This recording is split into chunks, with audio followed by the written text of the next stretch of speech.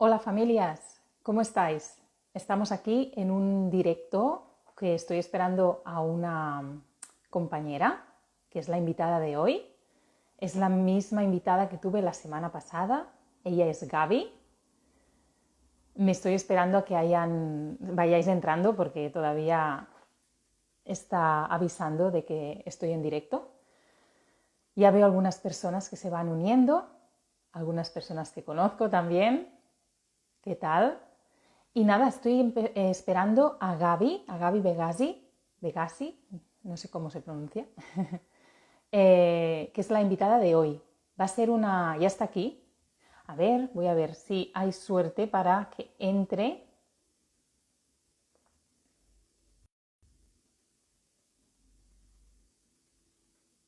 Espero que hoy pueda entrar mejor.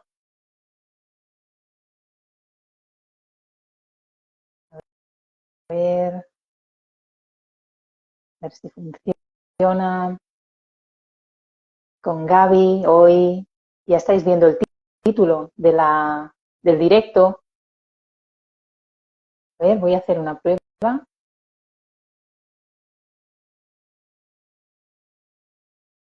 El otro día costó, también, y hoy está costando también. Voy a volver a probar. Le he dado a invitar a Gaby. A ver, Gaby, si puedes entrar. Ah, qué Hola. bien. Hola, Gaby, ¿qué tal? Ha sido más fácil que el otro día. ¿Es que sí? ¿Me escuchas bien? ¿Cómo? Te escucho La verdad es un que no. poco Espera que me voy a sacar los entrecortada. auriculares, Vale, los cascos vale, y me fijo. sí, perfecto. A ver, Gaby, ¿ahora me escuchas bien?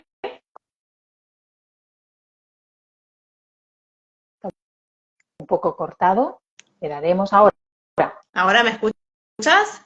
Sí, sí, tú a Sí, mí. yo sí te escucho perfecto.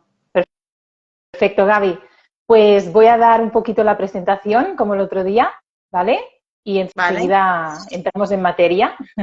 Pues el otro día, la semana pasada, Gaby estuvo aquí también, invitada, y estuvimos hablando de acercándonos a los libros desde la mirada Montessori. Gaby es mamá de tres, docente infantil, guía Montessori y acompañando familias y a sus peques en una crianza respetuosa desde hace muchísimos años. La verdad es que estamos un poco en este camino desde hace los mismos años, Gaby. Unos 20, Ujú. ¿verdad? Unos 20, un poquito más, sí, pero sí, unos 20. Pues eso, igual. Y entonces el otro día hablamos de este tema y hoy estás aquí para hablar de otro, porque en lugar de hacer un directo larguísimo, que podríamos estar hablando de muchas cosas, Ujú. decidimos que nos gusta más hacer pues fragmentos de cosas, ¿no? Hablar de una cosa un ratito y ya está. Entonces hoy, el tema de hoy es la lectoescritura desde la cuna, que este nombre lo dijiste tú y nos podrás explicar el por qué, ¿no? Pero antes de Vale. entrar en el por qué, eh, un poquito porque quien no haya visto el directo del otro día, pues nos conocimos hace unos meses, nos gustó la mirada con la que vemos, bueno, no sé, el acompañamiento a las familias, tú desde tu trabajo, yo desde el mío como logopeda, Ujú. y estuvimos hablando, hemos hecho algunas reuniones, nos hemos visto y hemos hablado de cómo, bueno, cómo los peques adquieren el lenguaje y la lectoescritura y que es súper importante tener presente que realmente la lectoescritura no aparece a los 5 años o a los 6, porque mira, porque es la edad que aparece. No. Antes han habido de pasar muchas cosas, o sea, los años anteriores, para que el niño adquiera la lectoescritura de manera como fluida, como que todo vaya bien, ¿no?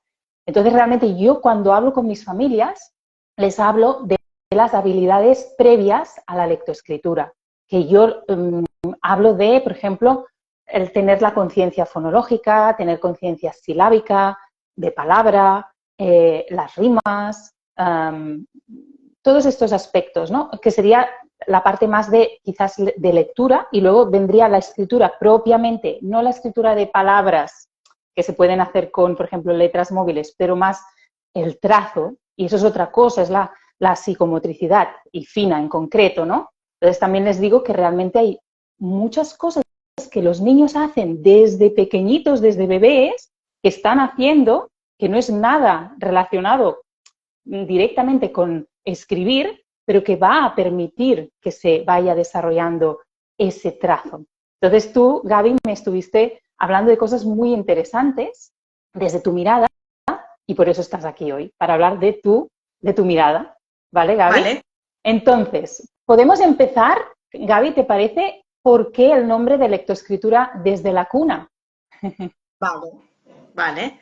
Yo hablo de lectoescritura desde la cuna, un poco por esto que vos también decías de la conciencia fonológica y demás, ¿no? Son muchas las herramientas que los peques tienen que adquirir para aproximadamente entre los 4 y los 6 años adquirir la lectoescritura. Y con la lectoescritura me refiero a la lectura por un lado y a la escritura por otro. Porque no se adquieren en el mismo momento.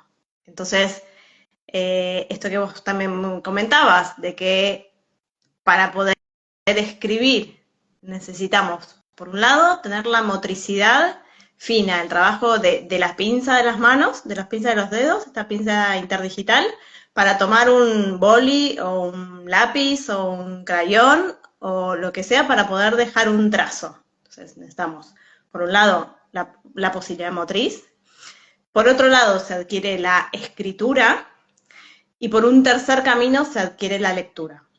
Para que estos tres caminos, que en principio parecen ir en paralelo y que nunca se van a juntar, lleguen a un punto en que se junten, se unan, hay un montón de trabajo previo que los niños van haciendo y que nosotros como adultos que acompañamos podemos ofrecerles las herramientas sin la presión de tener que escribir o de hacer estos cuadernillos de caligrafía, para que de a poco vayan adquiriendo estas herramientas. Entonces, si yo digo lectoescritura desde la cuna, porque muchas de nosotras le hemos cantado a nuestros peques canciones de cuna que van con rimas. Y las rimas empiezan a trabajar el tema de los fonemas, ¿verdad? Entonces, por eso decimos desde la cuna. Nadie va a pretender que un bebé recién nacido tome un lápiz y escriba una oración. No es esa la intención. Pero un peque que no escucha palabras y que no escucha canciones y que no conoce el lenguaje, no va a poder escribir. ¿Verdad? Sí. Entonces, un peque que nunca hizo un trabajo de motricidad gruesa en un principio y para luego hacerlo de motricidad cada vez más fina, no va a tener la posibilidad motora de tomar un lápiz y dejar un trazo. Por eso decimos desde la cuna, no porque pretendemos que escriban o que lean desde la cuna, sino porque hay mucho trabajo atrás que los peques hacen en compañía de los adultos que acompañamos y que no es generación espontánea que de golpe a los 4 a 6 años, hoy de golpe empezó a escribir o de golpe empezó a leer. Entonces, por eso hablamos desde la lectoescritura, desde la cuna, como favorecer el ambiente en donde se mueve este peque para que cuando alcance la madurez tenga las herramientas para hacerlo. Muy bien, Gaby, me gusta mucho que has tocado varios temas y me gustaría como hacer un pequeño resumen. Realmente el tema de hoy, o sea, es enorme, ¿no? Entonces hoy realmente vamos a hablar, como hemos dicho, muy brevemente, ¿no? Pero hemos hecho un recorrido en lo que realmente se espera. Entonces, por un lado, cuando hablamos de lectoescritura desde la cuna, es así mismo. No estamos pretendiendo que los niños empiecen a leer o a escribir muy temprana edad, no es eso. Es que desde la cuna o desde el nacimiento, pues hay toda una serie de cosas que el niño va a desarrollar que le van a favorecer que cuando venga el paso a realmente aprender a leer, escribir, ya esté como las bases muy sentadas, muy, muy bien adquiridas, ¿no? Y que entonces sea, pues, realista pretender que ese niño aprenda a leer y a escribir, ¿no? A esa edad de 4, 6, incluso podría ser un poquito más mayor, pero si esas bases previas están, pues lo va a hacer bien cuando nos pongamos ya más dirigidamente, ¿no? Entonces, para resumir un poquito, por un lado, hay la lectura y la escritura, que son dos cosas distintas y que pasan en momentos distintos y de maneras distintas, pero realmente, una cosa que has dicho, y lo diré con mis palabras, es que realmente para que haya lectoescritura, primero tiene que haber un lenguaje oral, que a veces nos olvidamos un poco, pero primero hay un lenguaje oral para que haya lectura y escritura, porque para poder leer y escribir necesitas poder usar tu lenguaje por ejemplo, para escribir, pues para poder expresar ideas a nivel escrito. Y para poder leer también, porque si no, por ejemplo, una cosa importante, importantísima, que tiene conexión, Gaby, con el otro día, es que para poder leer tenemos que haber sido primero expuestos a libros y de manera sin pretender, por supuesto, que lean, sino por ese placer de la lectura y de que vean cuentos y que vean o libros con imágenes, con letras, con fotografías. O sea, todo esto viene antes de que el niño digamos, mira, ahora tienes que leer este cuento, ¿no? Los 5 años, 6, 7, y no ha sido expuesto a cuentos, libros, ¿no? Y por otro lado, expresar, ¿verdad? Exactamente. Entonces, exactamente. La base de todo es el lenguaje oral es el principio de todo. Sin lenguaje oral no se adquiere la lectoescritura. Y sí, niños que no están expuestos les va a costar mucho más. Recordemos que los símbolos que utilizamos nosotros para llamar o nombrar a las letras son sumamente abstractos, con lo cual no hay nada implícito en ellos mismos. Entonces, primero tiene que aparecer el lenguaje para después poder favorecer la lectoescritura. Y por otro lado, la parte que hemos hablado de la motricidad, que es otra cosa, porque el niño puede ser capaz de escribir, por ejemplo, usando letras móviles o usando palabras sueltas y puede montarlas, pero otra cosa es escribir con tu mano haciendo esas letras y pretendiendo que se entienda un poco todo eso. Un peque puede estar preparado para esto primero, de escribir con letras o con algunas palabras, montar cositas, desde bastante temprana edad. En cambio, el trazo puede costar un poquito más o bastante, ¿no? Entonces, hablaremos más a profundidad del trazo hoy, porque será un poquito los ejemplos que daremos, pero antes de pasar a esto, quiero que nos vuelvas a resumir esos 3 caminos, que ya nos has hablado de ellos, pero volvámonos a poner encima de la mesa, porque es algo que me gustó mucho, ¿no? Escuchar esos 3 caminos para la lectoescritura. ¿Cuáles son, Gaby? Exactamente. Son 3 caminos. Por un lado está la capacidad motriz de tomar un lápiz y dejar un trazo en un papel. Eso es por un lado. Por otro lado, la adquisición de la escritura, y un tercer camino es la adquisición de la lectura. En un punto, esos 3 caminos se unen y se adquiere plenamente la lectoescritura. Pero en un principio van por separados y pueden ir separados bastante tiempo, Pueden ir separados bastante tiempo. Pero bueno, y Gaby, ¿cuál sería el primero que se adquiere? El primero que se adquiere es la capacidad motriz de escribir. Así vemos peques muy pequeños que comienzan haciendo garabatos y después dibujos un poco más simbólicos y figura humana y demás. Mucho antes de por ahí poder escribir, ¿verdad? Entonces, sí. Lo primero es en líneas muy generales también, ¿no? Después, claramente, hay excepciones y demás, pero en líneas generales, lo primero que se adquiere y después es cuestión de perfeccionarlo, es la capacidad de dejar una marca en un papel, digámosle. Es la capacidad motriz de escribir. Vale. Y me encanta esto que acabas de decir de la capacidad motriz de escribir, y podríamos decir comillas, porque realmente, otra vez, no estamos diciendo que lo primero que hace un niño es escribir, no. Lo primero que hace es hacer lo que tú has dicho, dejar una marca en un papel, ¿no? O en un lugar, algo que pueda... Y esa marca va evolucionando desde los garabatos hasta un dibujo un dibujo más completo, va mejorando todo el tema de la figura humana, de todo, finalmente puede empezar a hacer trazos más dirigidos y finalmente hará letras, ¿no? Entonces, por eso sí que empieza lo motriz, porque desde muy pequeñitos podemos favorecer que hagan cosas con sus manos y eso les va a favorecer que luego cuando cojan ese, lo que tú has dicho, boli, lápiz, crayon, lo que sea, y marquen, pues ya empiezan sobre el papel, digamos, ¿no? Pero antes del papel, también esto, ¿no? Gaby, hacer cosas con las manos, que no incluyen ni lápiz ni papel. ¿Qué sería eso, Gaby, entonces?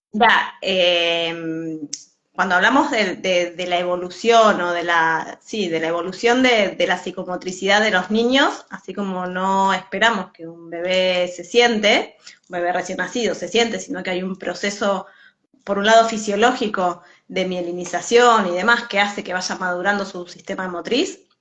Lo mismo pasa con la motricidad fina, va desde lo más grueso a lo más fino, entonces hay un montón de actividades que van favoreciendo este trabajo. El trabajo de lo que yo le decía, para nosotros poder tomar un boli o un lápiz para dejar un trazo en un papel o en una pizarra, preferentemente no en las paredes, pero a veces también pasa, es el trabajo de la pinza de los dedos, pinza interdigital que se llama. Entonces, hay un montón de actividades que empiezan desde, por ejemplo, barrer el piso, que habla de una motricidad mucho más gruesa, o de limpiar una mesa o demás, pero después tenemos un montón de actividades de lo que nosotros llamamos vida práctica, de que hacemos todos los días en casa, que tienen que ver con la presión fina de los dedos. Por ejemplo, colocar las pinzas de la ropa, cuando colgamos ropa, las pinzas de la ropa, o pelar una mandarina, o pelar un huevo, que ya es un poco más difícil, un huevo duro.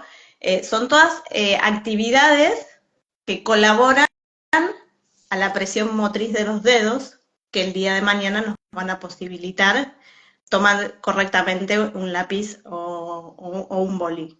Entonces, como estas actividades, hay un montón,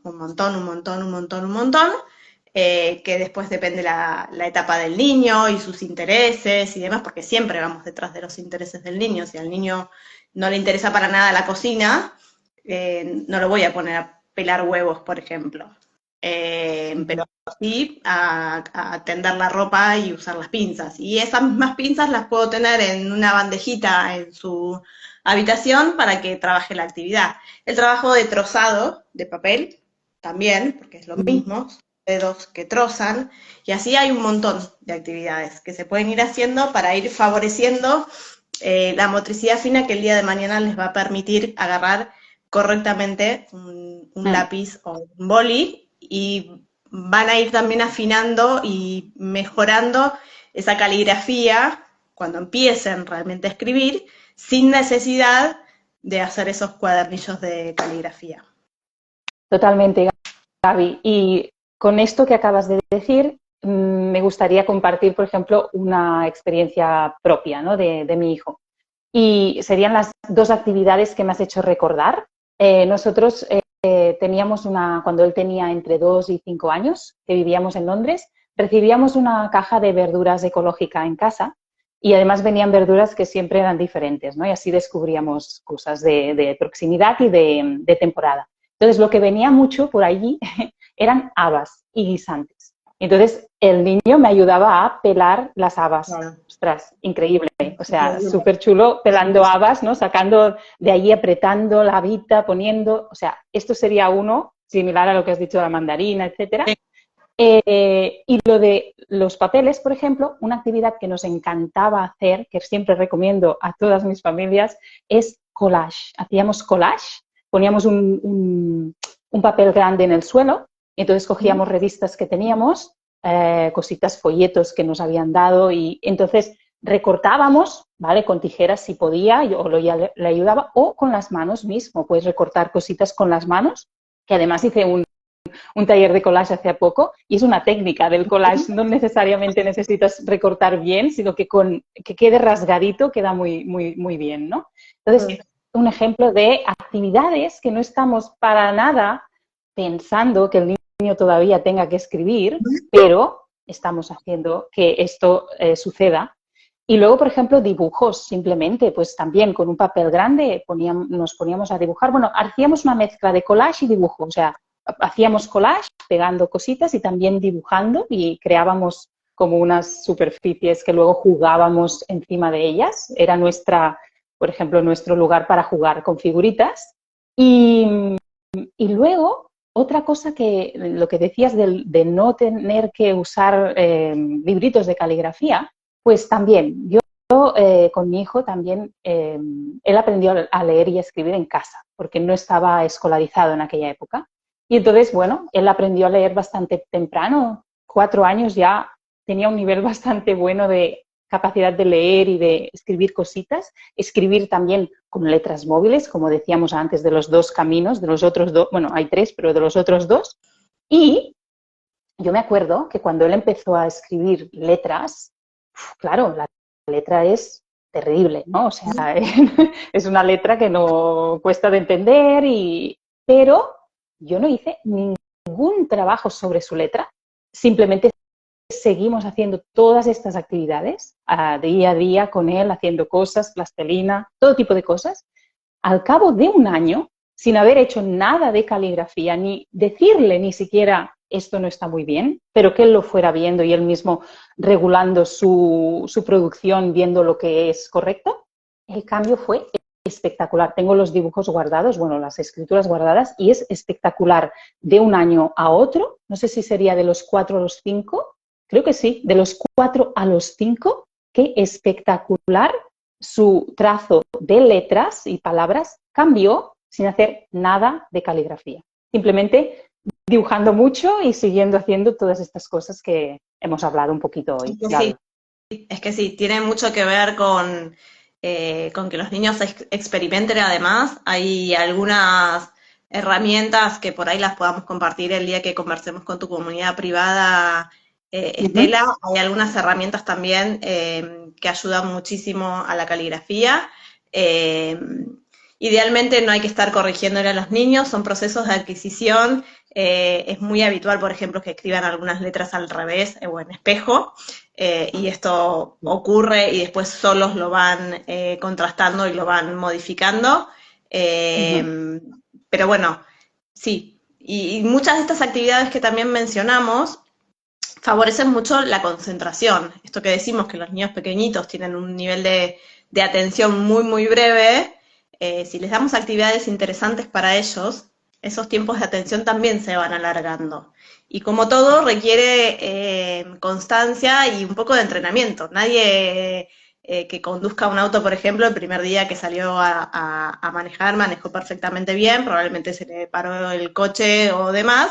Bueno, con la lectura y la escritura y la motricidad y todo esto también es tiempo, es maduración y es ir perfeccionando una técnica que los niños lo pueden hacer muy bien, guiados con las actividades adecuadas y pensadas especialmente para ellos, ¿no? Exacto, exactamente, es así. Es respetar digamos, el ritmo, favoreciendo, eso sí, con lo que realmente necesitan en ese momento, siguiendo muy bien, como tú decías, y yo estoy cansada de decirlo también, el interés del niño, realmente, y no forzar tampoco procesos y entender que hay unas fases y que no podemos pretender primero unas cosas y antes de otras. Así que, Gaby, dime. Sí, sí. Yo diría, además de no forzar, no frustrar. Cuando nosotros a veces ponemos más presión porque el niño aún no está preparado, se genera a veces mucha frustración y después resistencia a seguir trabajando sobre aquello. Entonces, el darle el tiempo al niño y el seguir los intereses del niño no quiere decir que no le ofrezcamos la posibilidad de trabajar con este tipo de materiales, pero si le empezamos a decir esto que hiciste está mal, o así no se hace, o deja que yo te lo hago porque me va a salir mejor o más rápido, puede también generar mucha frustración y mayor resistencia después a hacer el trabajo y adquirirlo de una manera más sana, si se quiere, ¿no? Que eso, sin eso. Sí, no, totalmente. Lo de la corrección explícita y negativa, digamos, se tendría que eliminar yo lo hablo esto también en el lenguaje oral, ¿Mm? o sea, cuando les decimos que repitan y que esto no se dice así, esto fuera, o sea, esto sería otro tema, pero no correcciones explícitas y negativas encima, no ayudan para nada, al contrario, todo desde lo positivo, de lo bien que está saliendo, de cómo va avanzando, de qué divertido, de conectar con pasarlo bien, es como ¿Mm? vamos a hacer que el niño esté, como tú dices, ahora me sale la palabra en catalán, engrescado, no se dice, ¿eh?